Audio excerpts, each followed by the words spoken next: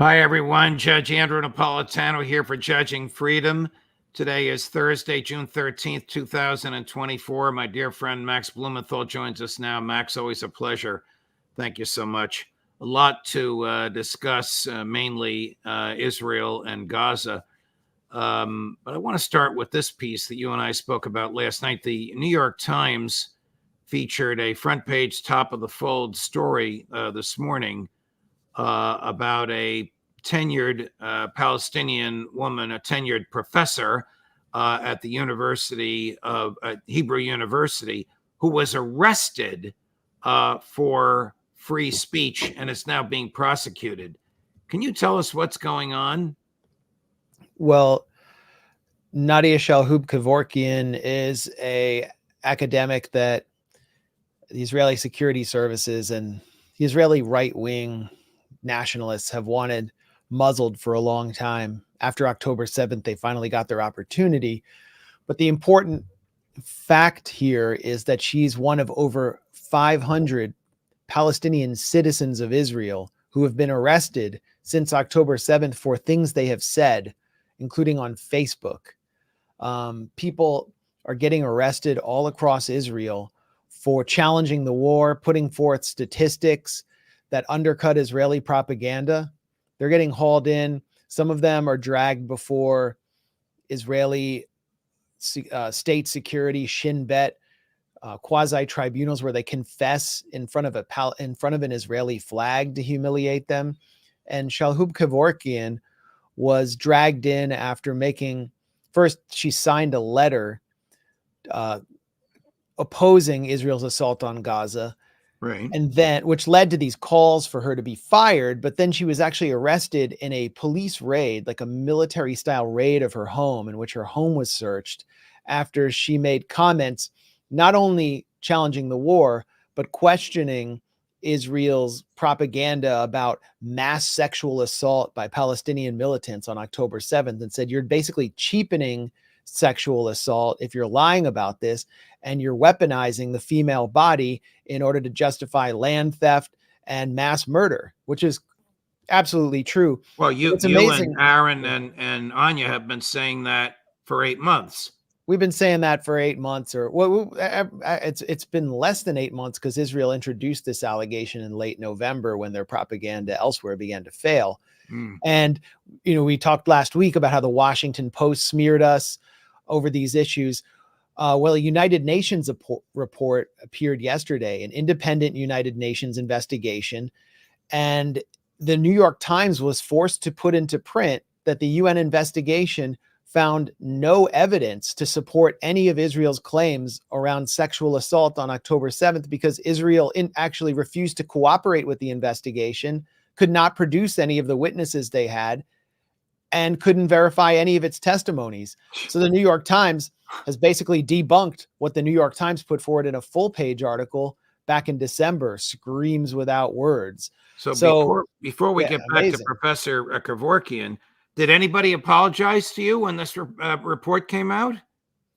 Well, of course not. I mean, some people, patted us on the back, but of course not. And, it's up to the Washington Post and Haaretz to apologize to the public, and the New York Times to apologize to the public, not only for attacking the truth tellers who busted the Israeli propaganda, but for spreading these lies, because all three of these publications have relentlessly attacked us over this on behalf of the Israeli state, which was deploying this lie, this titanic, cynical hoax in order to manufacture consent for genocide. So what happened to Professor Kevorkian? Is she now in custody? She's under investigation. Other people are in custody. I spoke by email to a former student at Hebrew University whose father is in prison for a Facebook post. And his father is 80 years old, and his family, 78, and his family believes this is a death sentence, because when you put a 78-year-old man in prison who is not in the best health, that could be the end for them. And this is what's happening all across the board. And, the Jewish some of the Jewish leftists I know, anti-Zionists I know in Israel, for months were afraid to speak up because of the threat of vigilante violence, which is run rampant across Israel against anyone who speaks out against the war. I mean, there is so much pressure in Israel to support this genocidal war that eggs that have appeared in supermarkets have been printed with calls for social and political unity. There are signs everywhere in Israel demanding that everyone unite around the military. This is not a democratic society. This is a society that has been inculcated with a siege mentality in which every single Jewish citizen has to participate in military service, and they're indoctrinated as soon as they enter kindergarten or even before, through an all-encompassing, totalistic environment of Zionist brainwashing. And we can see it playing out through the behavior of the Israeli reservists who have been sent to Gaza as they burn homes, fire weapons into civilian homes where there are no targets at all, and then put the video out for everyone to see because they come from a society that celebrates this killing spree. Does Israel have the legal, moral, cultural, or historical equivalent of the First Amendment? No. There is a judge who just resigned from the International Court of Justice Commission. He was the one Israeli judge serving on it. His name was Aharon Barak, and he was considered sort of the liberal lion of Israeli jurisprudence, who served as the Chief Justice of the Supreme Court. And he ushered in a series of basic laws which substituted for a constitution. Israel has no constitution, and for a very good reason. If they did, it would officially have to declare Israel an exclusivist Jewish state, which would mean it's an apartheid state. And so they're afraid to actually do that, just as they're afraid to set actual borders for the state, because then it would mean this is the land we're taking and we're not going to continue expanding. So Barak's basic laws, on the one hand, provide some basis for rights, individual rights in Israel, but at the same time, there is a basic law that declares essentially that Israel is a Jewish state, which subjugates the rights of those Palestinian citizens whose families' presence predated that of the 1948 foundation of Israel, like Professor Kevorkian. Is Professor Kevorkian a citizen of the state of Israel who can own property and vote and enjoy civil liberties, or is she in a subclass because she's of Palestinian origin? Well, she can vote. She can own property. She supposedly has rights, but as we can see, you cannot identify with the Palestinian collective cause, with the Palestinian nation in Israel, without facing harsh social or legal consequences. And that's what she's done. She's been singled out for basically publicly identifying with the Palestinian cause. Until the late 1980s, until the mid 1990s, it was illegal to wave a Palestinian flag inside Israel, and it's now illegal again. There are 100,000 Palestinian citizens of Israel or more who are considered internally displaced, meaning they cannot return to the homes that they lived in before 1948. And I actually met some of them whose homes had been in northern Israel turned into art galleries, and they lived in a garbage dump down the street. They can't return because they're not Jewish.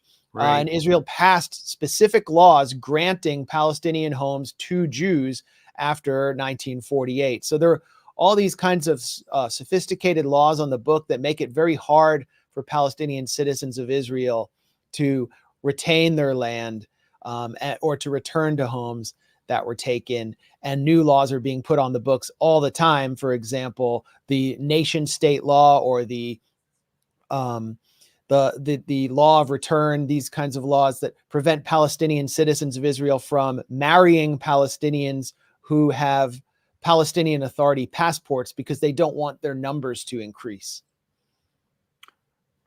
The assault last week that resulted in the extraction of 4 hostages and the deaths of about 260 Palestinian civilians. Are we to believe that no other hostages were killed and that no soldiers were killed during this assault?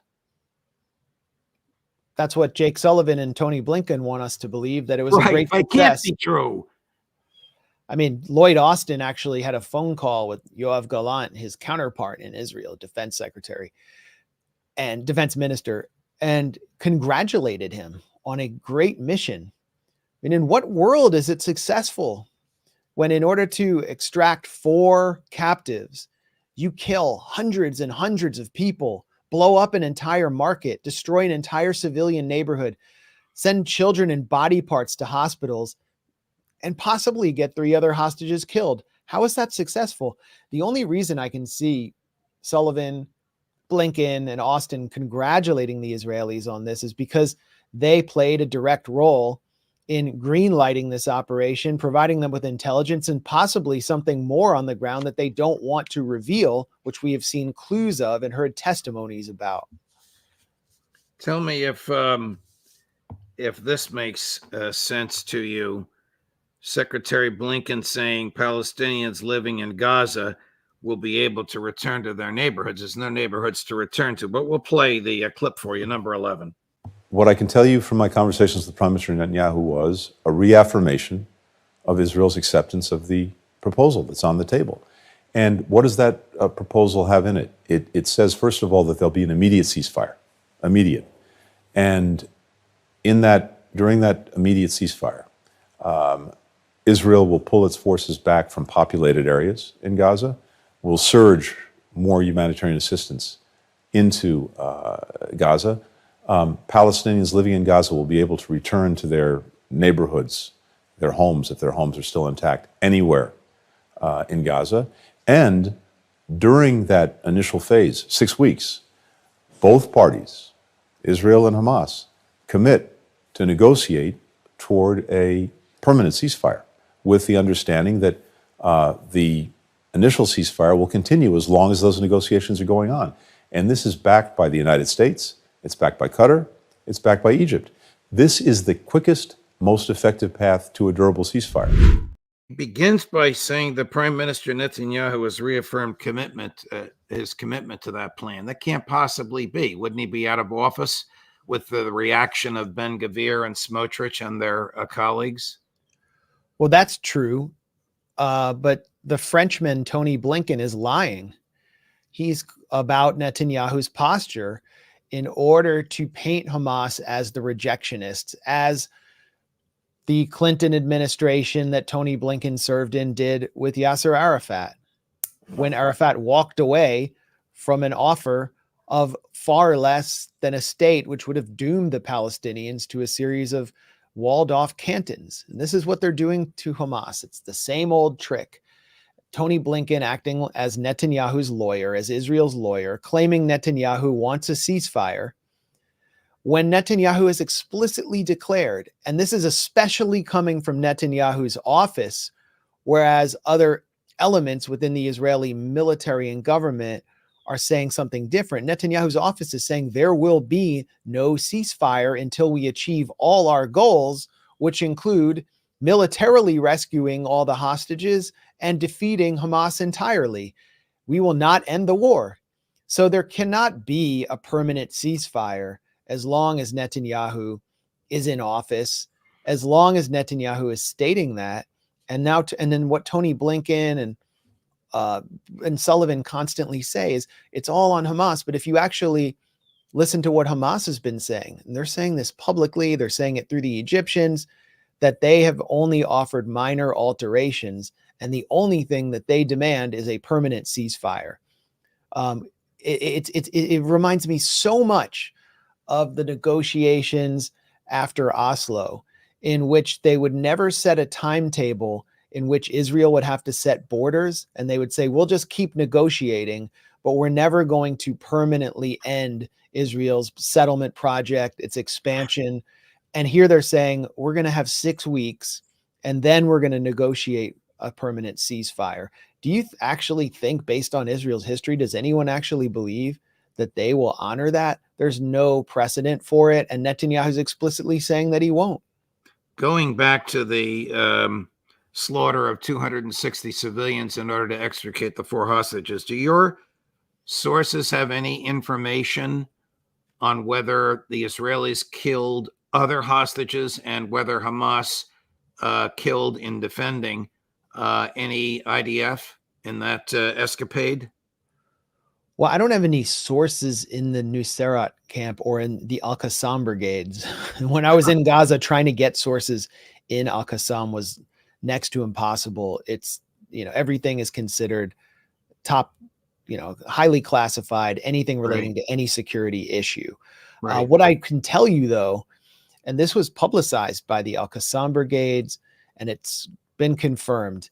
No one believed it at the time. Pretty much everything Al-Qassam, which this is the military wing of Hamas, they hold most of the captives and hostages. Everything they've said about the hostages so far, or most everything, has turned out to be true.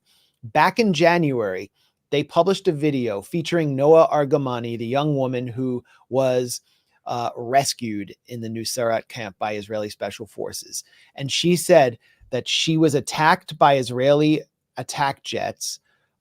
She had shrapnel in her head. She was wounded. Al-Qassam, her guards, protected her with mattresses. And while she was running, 2 other hostages she was with, Israeli hostages, were killed by Israeli fire.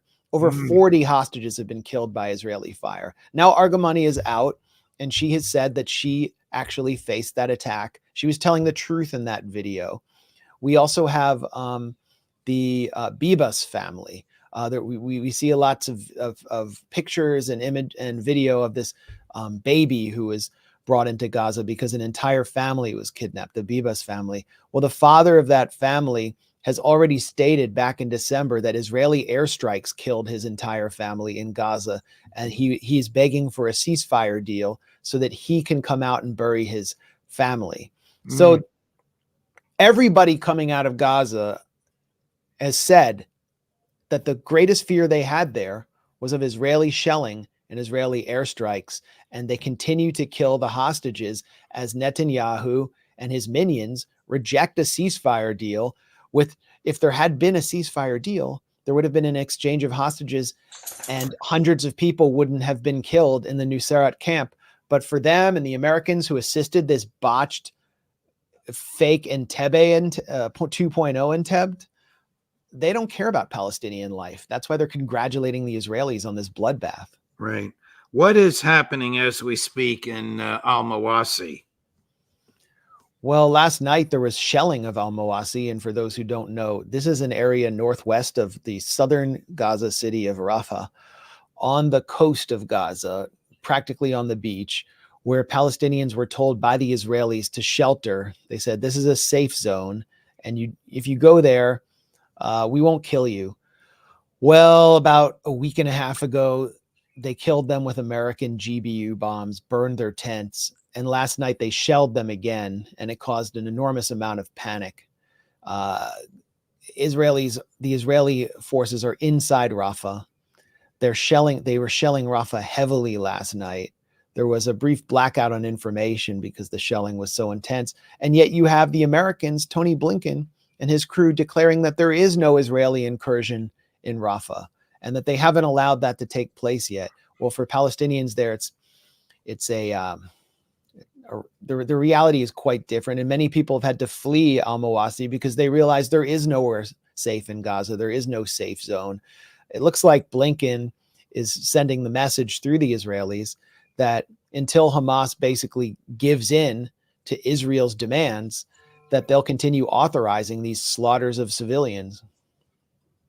I don't think this is going to stop unless the resistance from other countries enters or Joe Biden has some radical change of mind. Nothing's going to stop Netanyahu and nothing's going to stop Gallant and the IDF. They're just going to continue to slaughter. I don't know why Hamas would even expect them to comply with any agreement. Netanyahu has said there was a CIA assessment that was discussed by CNN or revealed by CNN, which stated that Netanyahu has no plan at all for handing power over to any Palestinian faction or party after the war ends, after a ceasefire. Netanyahu has said Maybe it was just rhetoric that he would allow new settlements in the Gaza Strip. The Israelis have constructed a new military road, a military axis that cuts straight through the Gaza Strip, separating the north from the center, called the Netzarim axis. Will they give that up? Tony Blinken, in his language, said that Palestinians can return to populated areas, which means that the Israelis can continue to operate from within northern coastal areas of Gaza, like Sudania, which are depopulated. So the devil is in the details, and it looks like the Israelis are still setting the stage for some kind of reoccupation of Gaza. Meanwhile, we have to pay attention to what's happening in the north. It's intensifying. Hezbollah just wounded 2 Israeli soldiers. Israeli fields are on fire in the north. More and more Israelis have fled the north. There is no possibility of any Israelis returning. It's completely depopulated. And at the same time, it doesn't appear that Israel is going to be able to actually dislodge Hezbollah from Lebanon. So that could be a decisive factor, actually, in twisting Israel's arm, along with the intensification of attacks by Ansar Allah and the Iraqi resistance factions, who have been hitting everywhere from Eilat to Haifa with drones. General Brown, who's the new chair of the Joint Chiefs of Staff, said just before we went on air that Hezbollah fired 200 rockets yesterday and another 150 today. What does Israel do when that happens? Do they have troops and equipment up there? Or do they have to move them from Gaza over to there? Well, they're holding a significant reserve in supply for potential escalation with Hezbollah or a direct attack. They're also going to use their standoff capacity. A lot of air power, missiles. But the issue is that Israel doesn't know. While they claim to have this superior intelligence capacity, they don't know what Hezbollah has. And it appears they underestimated Hezbollah's anti-aircraft capacity, because numerous Israeli Hermes drones have been downed in the past several weeks. These are the most advanced, largest drones, weaponized drones in Israel's arsenal. And numerous drones have been taken down by Hezbollah. This has kind of shocked the Israelis, and they don't know whether they could actually start taking down F-15s. We've also seen Hezbollah effectively trick the Iron Dome system by firing tow missiles, anti-tank wire-guided missiles at very low levels, even hitting Iron Dome batteries. And then there's the Burkan missile, which is a homemade missile that Hezbollah possesses with Iranian support, that contain pretty powerful warheads. If those can reach a city like Haifa, this could be a situation that Israel has never faced, where its cities are going to have to be evacuated. I would think that this will be Israel's Achilles heel, given Hezbollah's relationship to Iran and given a relatively new Iran-Russia defense pact. Yeah, I don't know what role Russia would play here. Russia wants to keep Syria relatively stable.